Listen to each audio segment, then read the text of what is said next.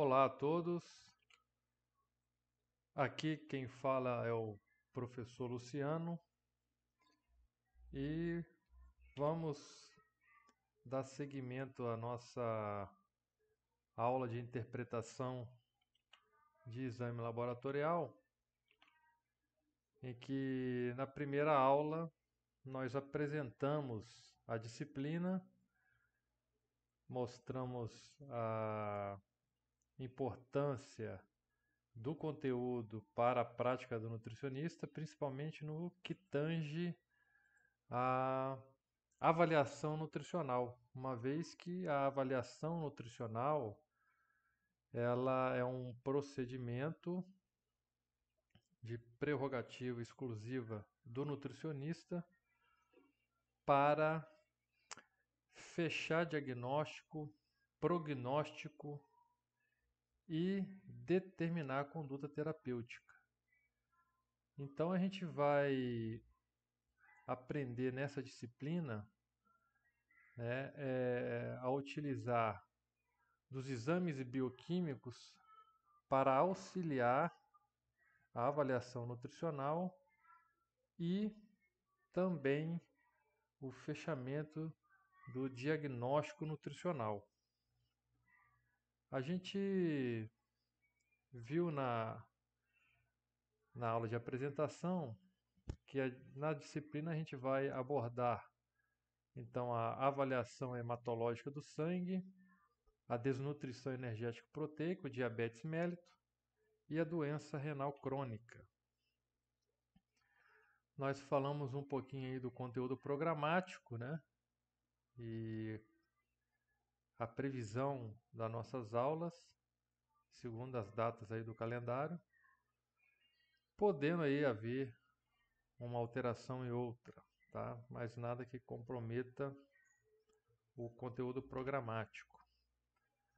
Bom, a primeira coisa que a gente tem que saber em relação a essa disciplina é se o nutricionista pode ou não fazer a solicitação e a interpretação dos exames laboratoriais. Então é por isso que nesse primeiro slide a gente coloca a resolução do Conselho Federal que nos dá aí a autorização para fazer esse procedimento, tá? Então, no artigo 1º diz lá que compete ao nutricionista a solicitação de exames laboratoriais necessários à avaliação, à prescrição e à evolução nutricional do cliente paciente. Então, é nesta resolução que a gente toma como base, tá, a prerrogativa então de fazer essa solicitação e a interpretação. Obviamente, precisa do nutricionista ser conhecedor, né, do que está pedindo para poder avaliar e interpretar. No inciso 2º do artigo, no inciso 2 do artigo 2º, está dizendo lá nessa resolução 306, para a solicitação dos exames, né, deve o nutricionista considerar diagnósticos, laudos e pareceres dos demais membros da equipe multiprofissional, definindo com este, sempre que pertinente, outros exames laboratoriais. Bom, aqui parece que considera-se só atuação no âmbito hospitalar, mas não é, né? Então você ainda que trabalha em clínica, veja lá, ó, você deve considerar e deve ter uma comunicação, tá, com os outros profissionais de saúde para que você possa aproveitar, né, esses diagnósticos, seja médicos ou de outros profissionais, que muitas das vezes você pode aproveitar já alguns exames que o paciente já tem, né? Em relação à validade desses exames, né? Isso vai depender muito aí do que você quer avaliar, tá? E da possibilidade, e aí a gente tem que ser conhecedor aí da literatura, e quando eu falo isso é do conhecimento de bioquímica, fisiologia, fisiopatologia, e também somado ao propósito aí da consulta, né, da avaliação, para que você aceite ou rejeite determinado exame segundo a sua data, né, de avaliação. Então, dito isso, a gente tem aí o conhecimento da resolução que autoriza ao nutricionista a realizar esse procedimento como uma ferramenta para a avaliação, a prescrição e a evolução nutricional. Isso é uma coisa. Outra coisa é planos de saúde aceitarem a prescrição do profissional nutricionista. Bom, aí é uma questão de legislação, de respeito a ela ou não. E aí não cabe a mim aqui dizer o que é certo e o que é errado. Existe essa resolução, o CFN é uma autarquia, né, com o poder de emitir normas, desde que esta não fira a legislação maior, mas saibam vocês que tem essa questão prática aí de alguns planos de saúde, em algumas situações ou determinados exames. Isso aí muitas das vezes não é muito claro e fica muito a critério do próprio plano de saúde de o que vai aceitar, se vai ou não aceitar. Muitas das vezes ocorre a transcrição da prescrição do nutricionista, né, da solicitação para o paciente, mas vocês podem acompanhar aqui que tem sim essa permissão legal. Bom, falando um pouquinho então, a gente passou mais na aula passada, a primeira aula do dia 6, né, mais com uma introdução do assunto. Então, nós vamos inicialmente estudar a avaliação hematológica do sangue, tá? Principalmente aquela avaliação de interesse para nós profissionais de nutrição, tá? Nós vamos ver, sim, algumas entidades médicas, né, de manipulação médica, mas vamos ver principalmente focar nas anemias de causas carenciais. Mas teremos a oportunidade de conhecer, né, outras patologias do sangue, né? Ainda que não sejamos ou não tenhamos um conhecimento profundo do assunto, mas é importante que se tenha pelo menos essa noção para trabalhar, como lá no primeiro slide a gente colocou, para que você possa pelo menos se inteirar aí da situação do paciente. Então você pode se deparar com um exame alterado, que ainda que não seja da nossa competência de intervenção, mas é importante que saibamos pelo menos reconhecer a alteração para fazer o devido encaminhamento, né, e discussão. Então, nós vamos começar aí com um conceito, né? Se nós vamos falar da avaliação hematológica do sangue, então vamos conhecer primeiro aí, vamos conceituar esse tecido aí, ó, o sangue. É um tecido formado de células em suspensão em um meio líquido chamado plasma, certo? Então nós temos células em suspensão no plasma. Quais são essas células? falando de sangue, tá? E aí nós não estamos falando, nós estamos falando de células sanguíneas, não de substâncias, tá? Que usam o meio ou usam o sangue para transporte, etc. Então, as células sanguíneas são estas aqui, ó. São as hemácias, são os leucócitos, né? Em suspensão no plasma. Então, vejam vocês, este exemplo aqui mostra um sangue, obviamente coletado com um anticoagulante, né? O EDTA, justamente para que viabilize a análise, tá? Então, esse sangue colocado em um instrumento de medição, tá? De 100 ml, após centrifugado e separação de fases, a gente consegue então visualizar, tá? Um sobrenadante, que seria o plasma, tá? Com uma densidade menor em relação aos leucócitos e às hemácias, e é através, né, dessa avaliação que a gente, por exemplo, tem o resultado do hematócrito, que é, na verdade, o valor relativo aí em relação a 100 do número de hemácias. Então, se eu tenho uma coluna aí de 100 mililitros, tá, de sangue, coletado, obviamente, com o anticoagulante adequado, certo?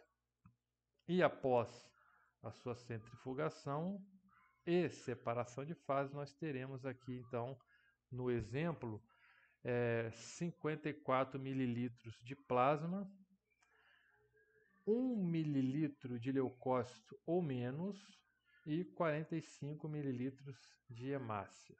Isso em média.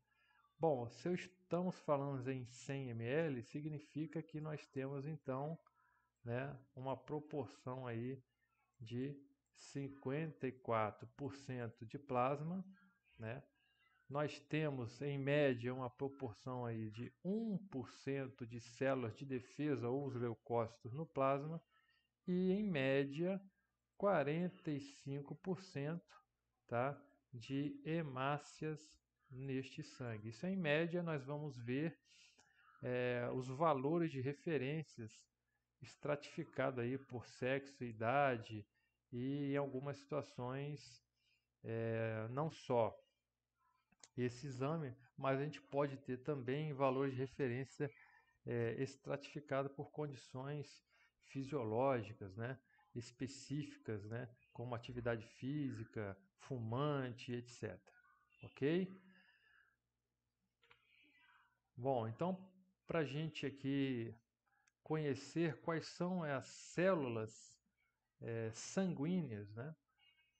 E aí a gente coloca no sangue periférico, porque é o tecido em que encontra-se as células sanguíneas maduras, ou seja, após a sua produção e maturação, ou seja, elas ganham a corrente sanguínea quando estão prontas para atuarem. Então, vamos dar uma olhadinha aí nesses 3 grupos de células, quais são e a função dessas células, tá, no sangue. Os eritrócitos, hemácias ou glóbulos vermelhos, que a gente considera essas 3 nomenclaturas, tá, sinônimos, ok? Ó, eritrócitos, hemácias ou glóbulos vermelhos. Então, elas são as células responsáveis pelo transporte de gases, oxigênio e CO2. Nós temos os leucócitos ou os glóbulos brancos, que são as células responsáveis pela defesa do nosso organismo.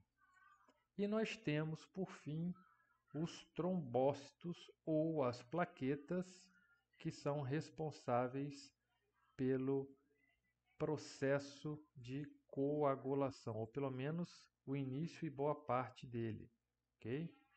Então, a gente consegue aí visualizar esses 3 grupos e as funções dessas células, ok?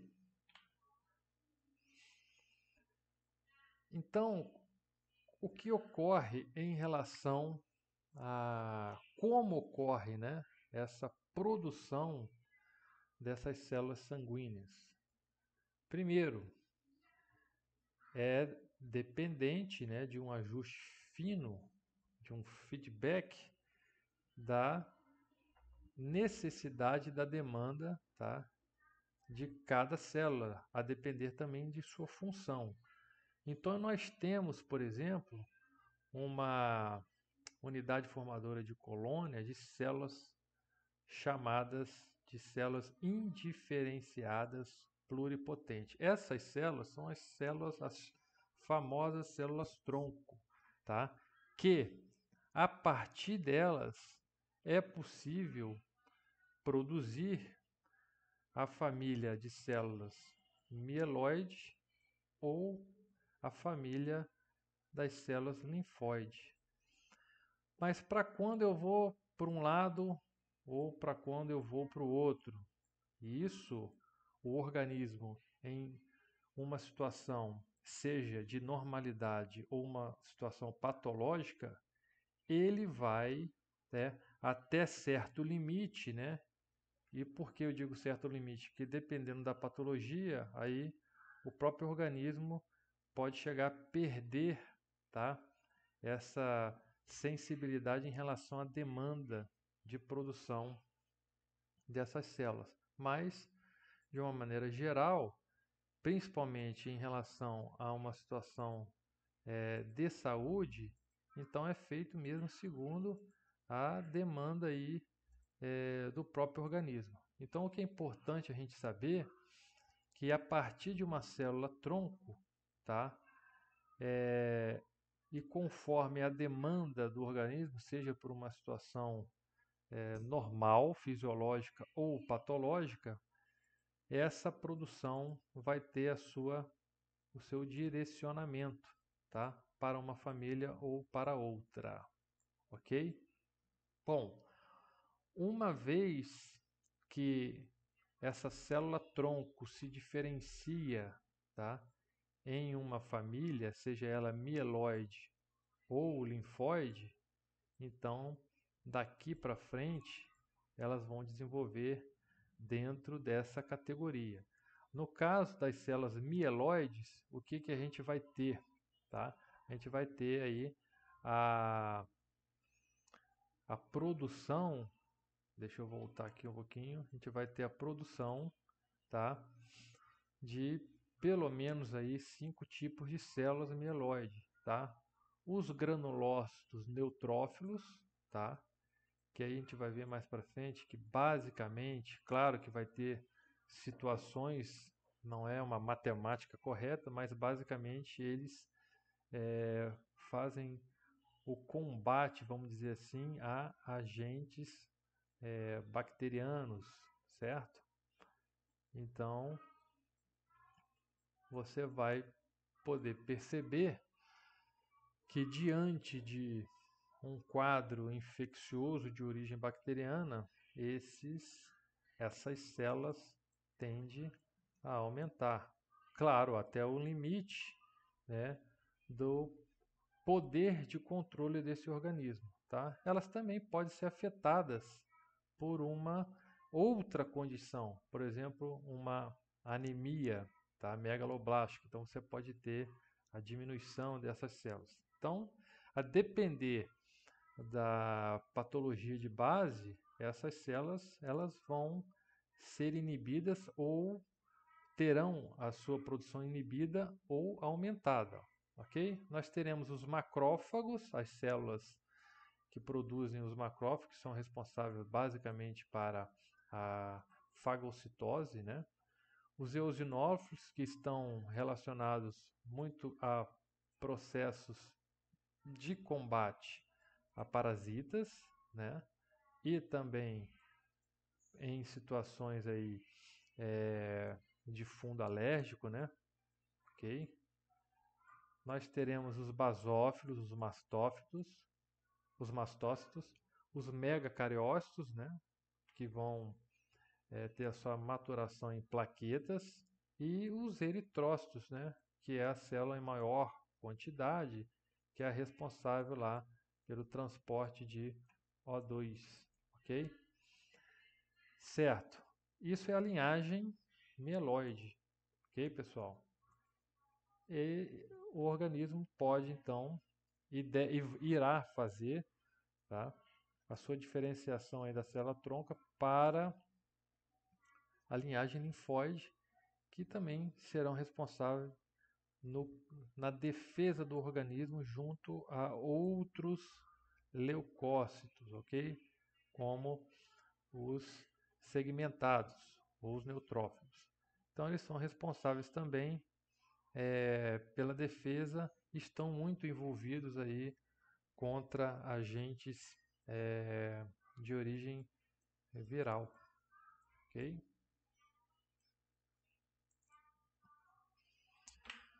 Passando o slide, aqui a gente tem o que a gente vai visualizar aqui, nada mais é do que a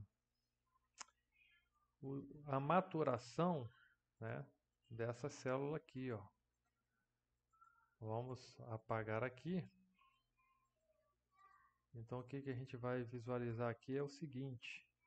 Nesse slide aqui, nós estamos vendo o desenvolvimento dessas células aqui, ó, dos eritrócitos, ó, dessas células aqui.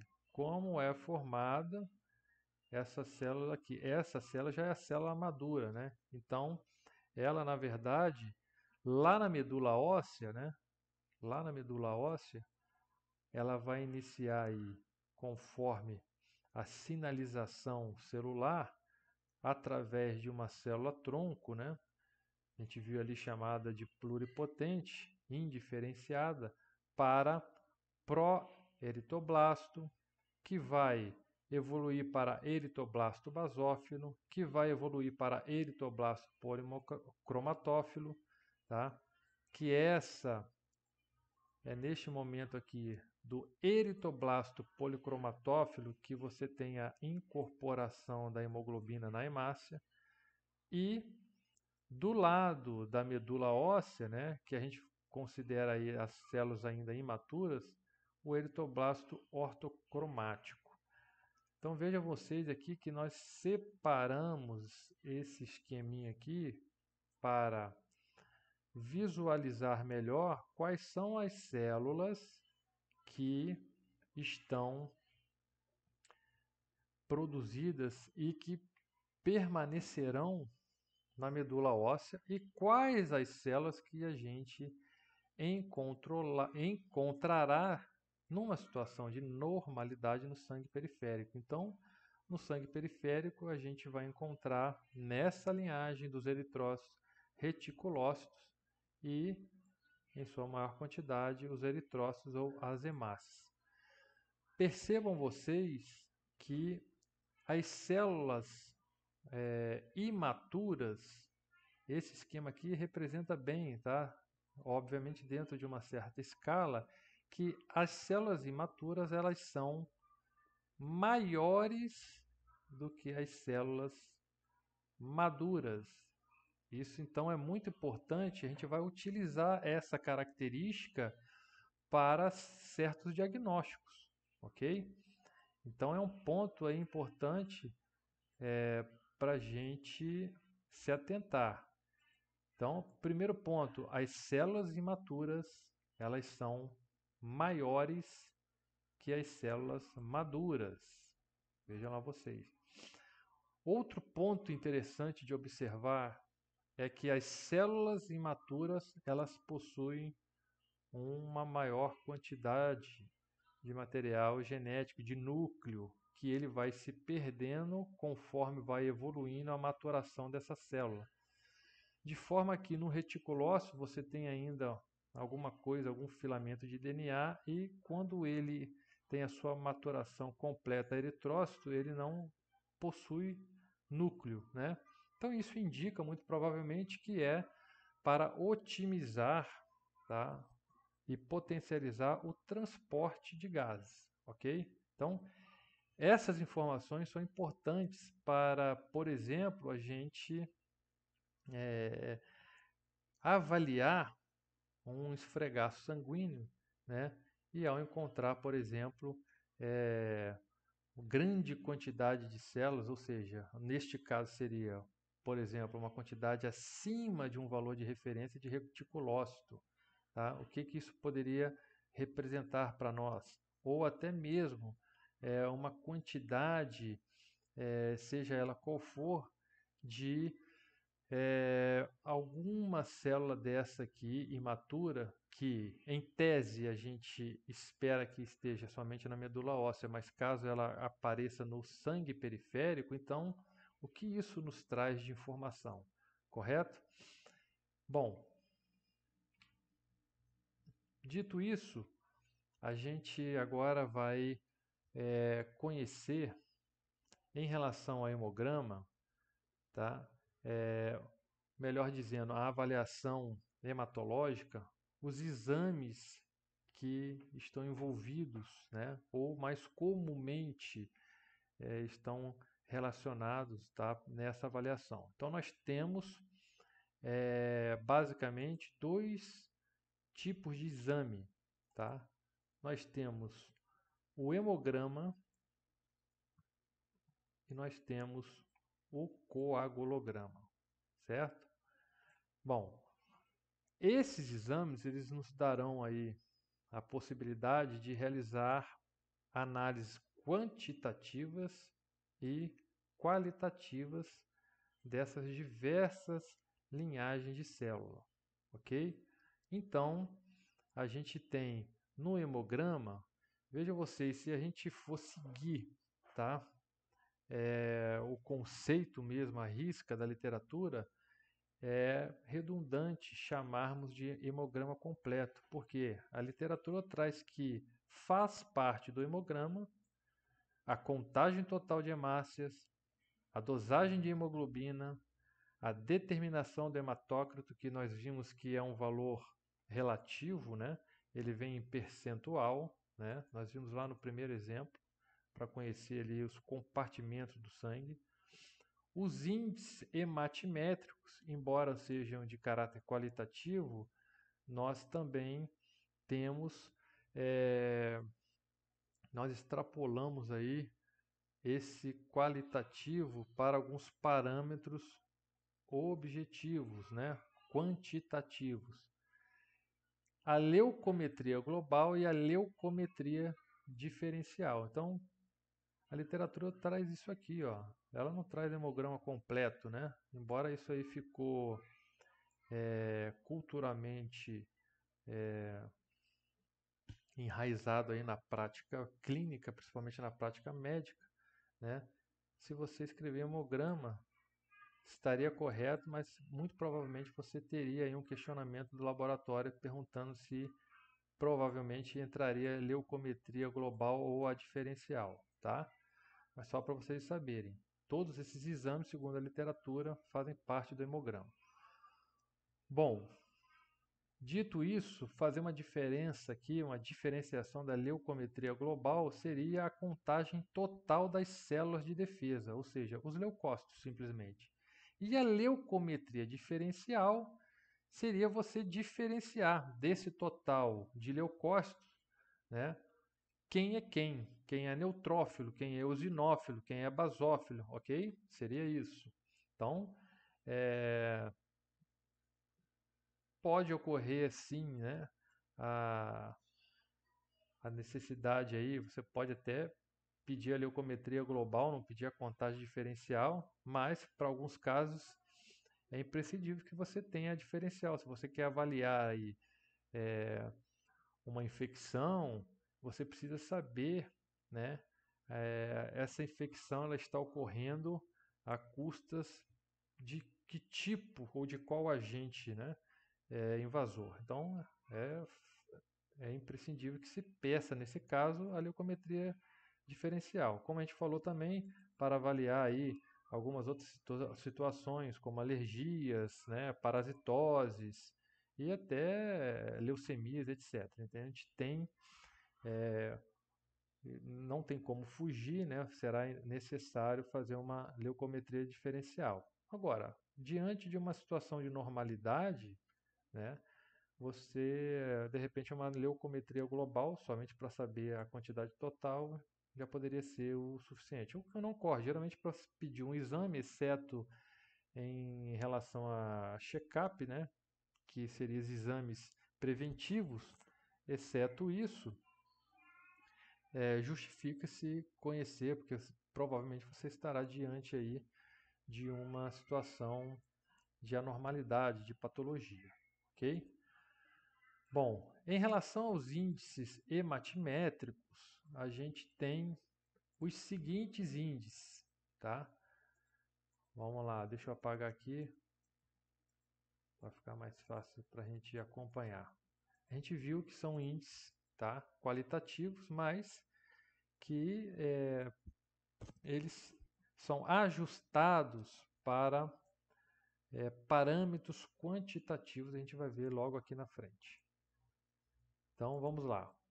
Os índices hematimétricos, quais são? O volume corpuscular médio, também chamado de VCM, abreviação, né, da palavra. A hemoglobina corpuscular média, também chamada de HCM, e é assim que vem nos exames, né? A concentração de hemoglobina corpuscular média e a distribuição do tamanho das hemácias, o RDW, ok? Que o RDW ele é a abreviação aí de Red Blood Cell Distribution Yield, né? Em inglês aí, show de bola. O que seria isso? A gente vai ver mais à frente, mas basicamente o VCM ele vai nos dar um parâmetro, tá? E uma noção do tamanho dessa hemácia, né? Então, o VCM é tamanho. Eu vou concluir se o tamanho dessa célula está normal, se ele está diminuído ou se ele está aumentado. Esse parâmetro é muito importante porque, a depender do que eu enxergo, que eu concluo segundo os valores de referência, eu já começo a direcionar ou a realizar diagnósticos diferenciais, descartar uma possibilidade em detrimento de outra, ok? A hemoglobina corpuscular média e a concentração dela, ou seja, o HCM e o CHCM, né?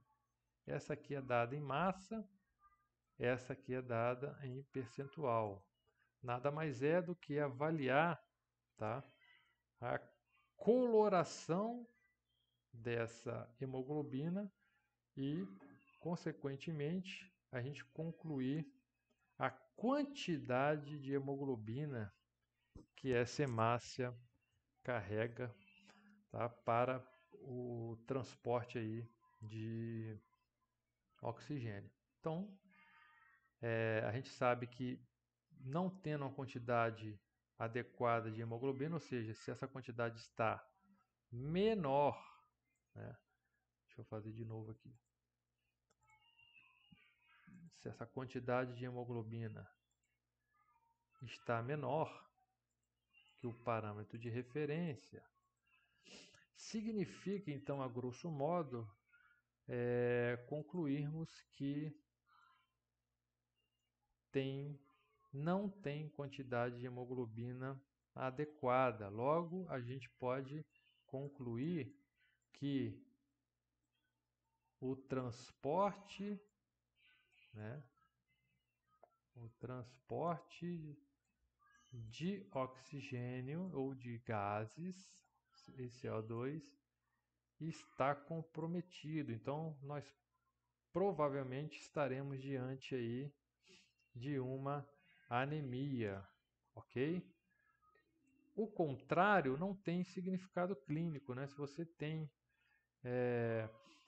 uma célula chamada, e nós vamos ver essas classificações, né?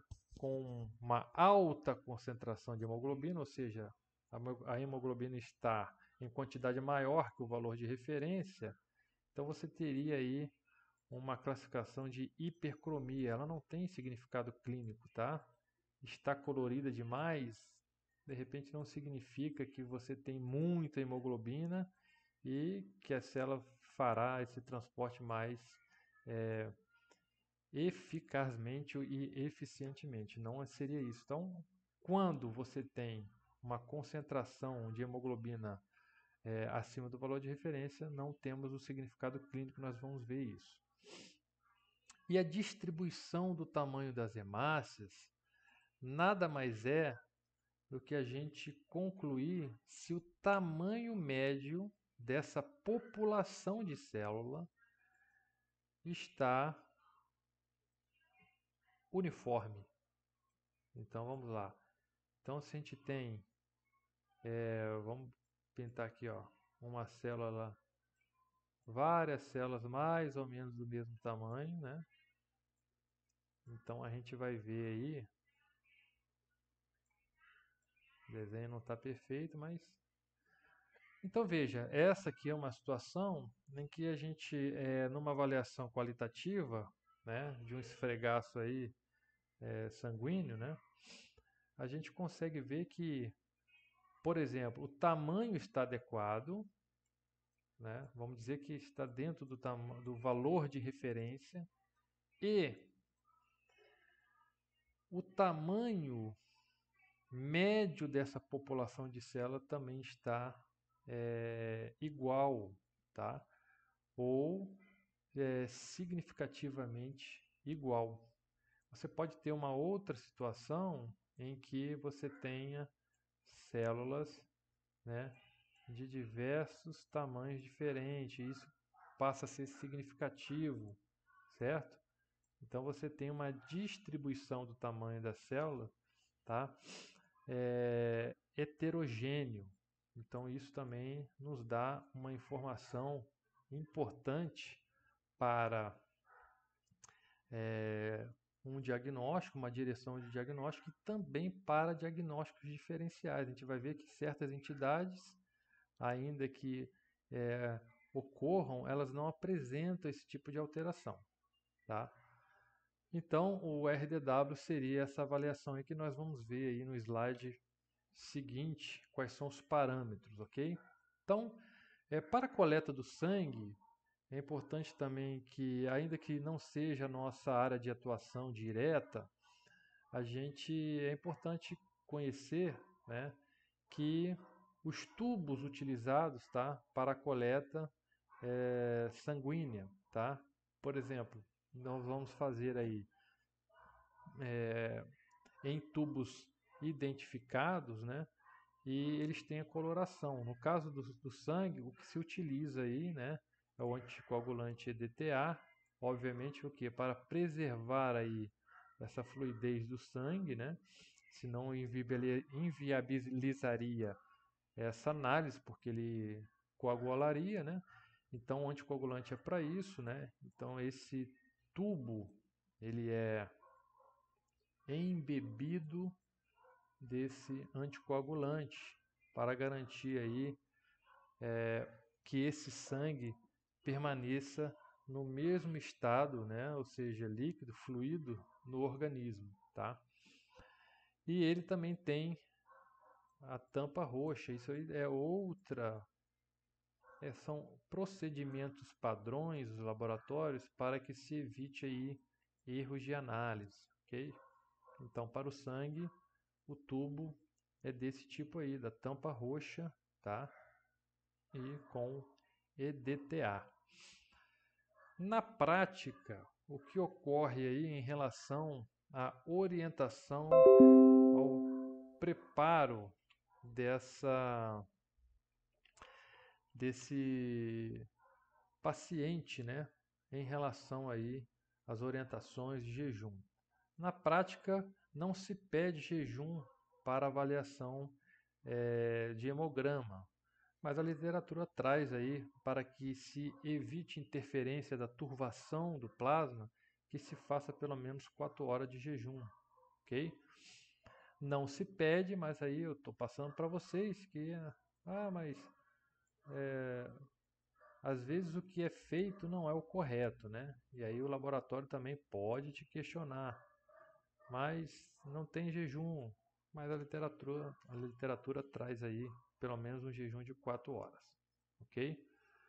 Bom, obviamente a gente tem aí uma situação, tem várias situações que a gente pode dividir aí em 3, tá?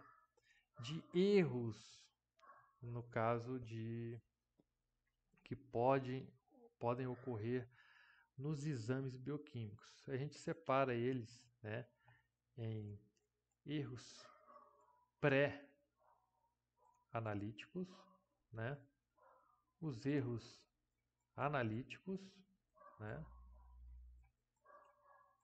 e o erro pós-analítico.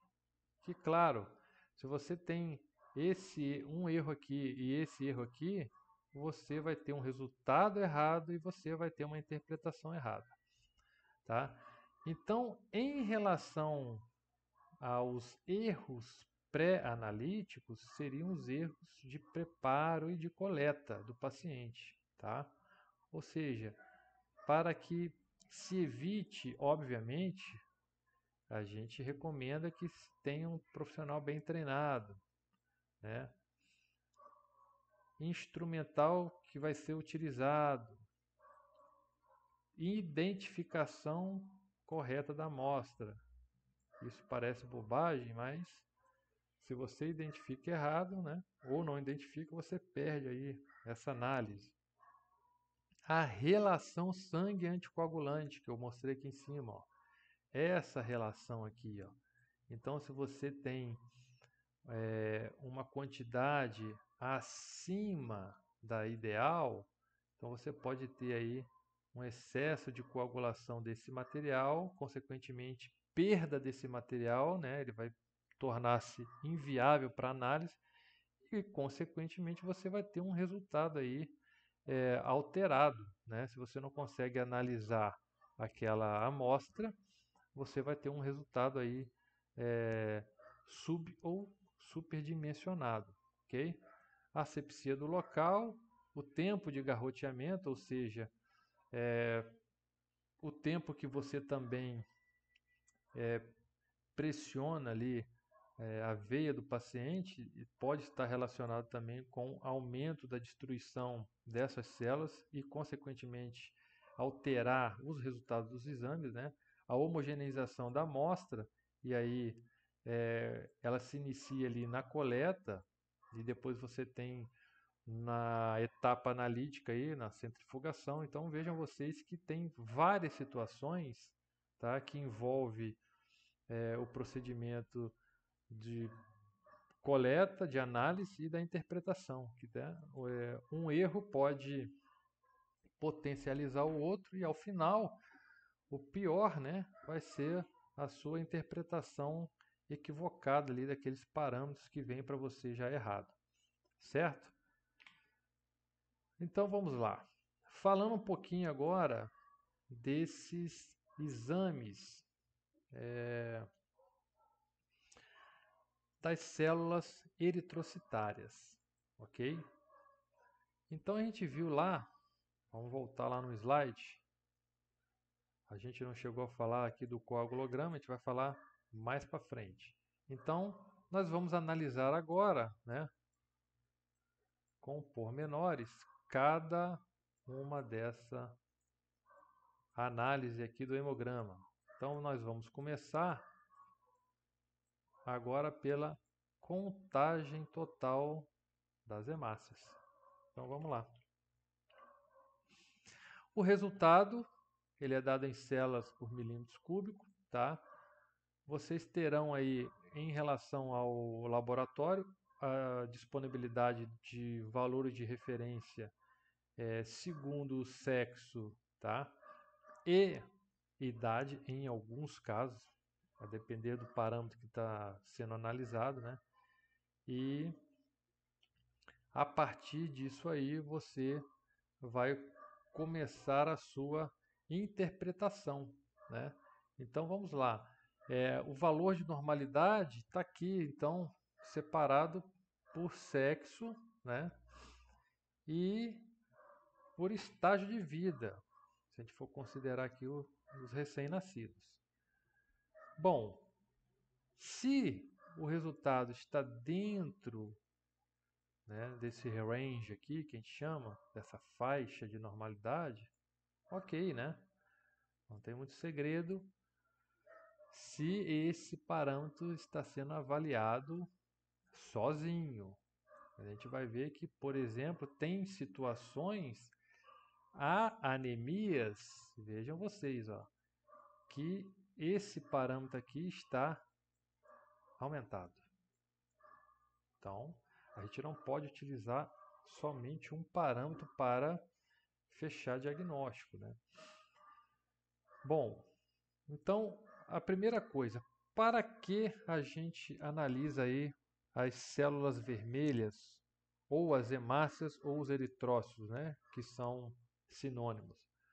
A gente vai buscar inicialmente uma condição aí de anemia, né, pessoal? Mas que muitas das vezes alteração nesses parâmetros não significa anemia, pode significar uma outra situação.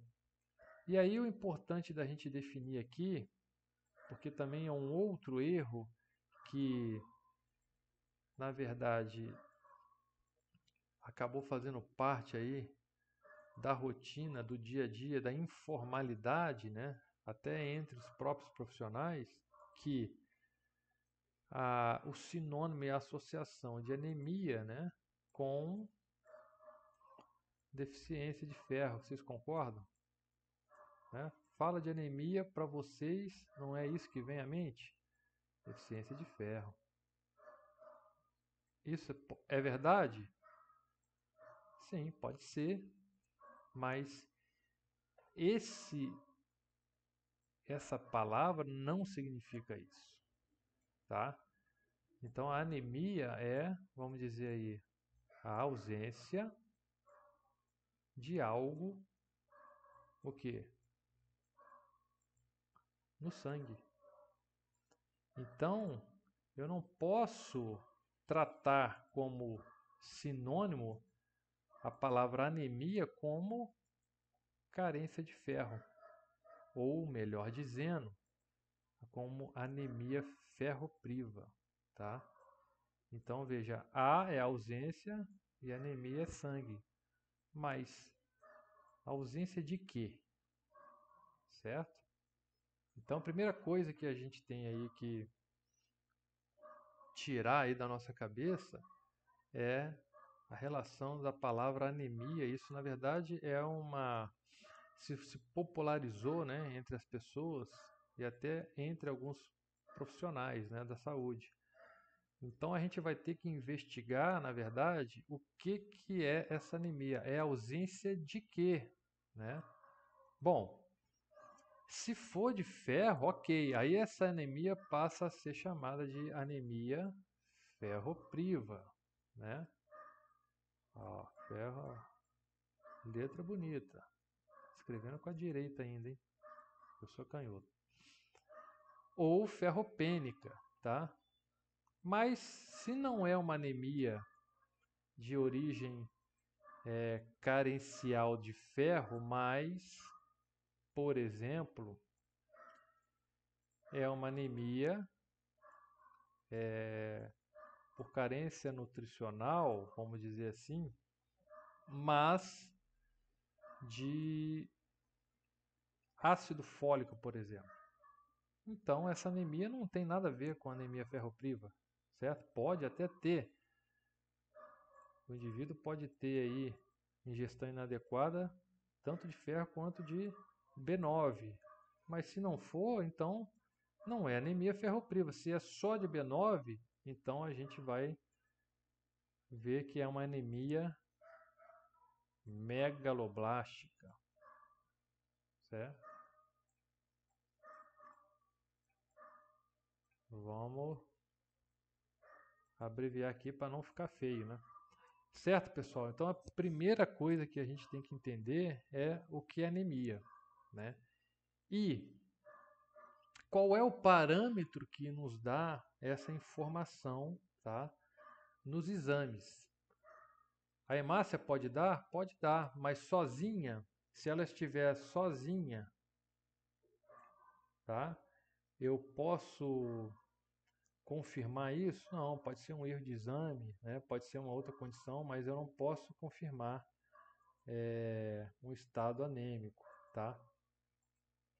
Então vamos lá. O que ocorre? Pode ocorrer também que esse exame aí apresente-se elevado. Ou seja, você tem aí contagem de hemácias acima da normalidade. E quando ocorre isso, pode ser anemia? Nós vamos ver lá na frente que pode. Não é qualquer anemia, mas pode. Mas pode ser uma situação que a gente chama, né, de policitemia, que é o aumento do número de células de hemácia, né, que podem ter como causa diarreia, vômito, uso excessivo de diuréticos, né, crônicos ou não, intoxicação com álcool etílico, fármacos, tá? Então veja vocês, queimaduras, tudo que possa levar a o quê? A um estado de desidratação. Bom, se eu estou numa situação de desidratação, eu tenho perda de água, de fluido corporal. Obviamente também eu vou ter a diminuição da água do plasma e eu tenho uma consequente um consequente aumento da concentração, tá? É um aumento relativo da concentração dessas células por conta, tá, do estado de desidratação. Então vejam vocês que a desidratação ou a normalização do que deu causa à hidratação vai normalizar esses parâmetros, ok? Uma vez que ele tem o seu aumento relativo, ele tem o seu aumento em detrimento da diminuição da água corporal. Bom, essa é uma situação, né, que se a gente encontra esses valores aumentados, a gente pode investigar essas possíveis causas e sim, se esses valores estão abaixo do valor de referência, aí sim a gente já pode começar a concluir alguma coisa, mas ainda não podemos concluir nada. Nós temos que verificar os outros parâmetros, tá, do hemograma, principalmente a série vermelha, para a gente continuar aí o nosso diagnóstico, ok? Então vamos seguir. Como eu falei, ó, aí se tem sim os parâmetros abaixo, então hemácia abaixo do valor de referência, sim. Então eles estão comumente associados aí a anemias. Do contrário, pode ser também o erro, né? Como eu falei para vocês, um erro lá pré-analítico, né? Uma coleta inadequada, um tempo exacerbado de garroteamento, ok? Uma quantidade exagerada ou não adequada, né, de anticoagulante, por exemplo, certo? Agora sim, ó, a gente vai falar da dosagem da hemoglobina, ok? Bom, este parâmetro, pessoal, ele sim é um parâmetro que é o mais confiável no caso do diagnóstico de anemias, porque esse parâmetro não sofre alteração em relação, por exemplo, ao estado de desidratação, tá? Então você vai perceber aí que um paciente ele pode ter aí o aumento das hemácias, olha lá, tá? E e isso nos dá uma direção para alguma causa aí de fim de desidratação, tá? Porém, no estado de desidratação, essa hemoglobina, tá? Ela estará normal, ok? Então, ela é um parâmetro que a gente deve utilizar, obviamente, nós vamos utilizá-la para corroborar com os demais, mas essa sim, se estiver abaixo do valor de referência, então ela vai nos indicar com mais sensibilidade o estado de anemia. É claro que também tem, pessoal, uma situação que a gente tem que pensar o seguinte: isso são os valores médios. Não significa que um homem que tenha uma hemoglobina de 13 ou de 12,8 ele seja ou esteja anêmico, tá? Então também vai muito do conhecimento do seu paciente e de conhecer também o histórico dele. Ele tem essa hemoglobina aqui, limítrofe com o valor médio, né? Mas que se você for fazer uma investigação aí,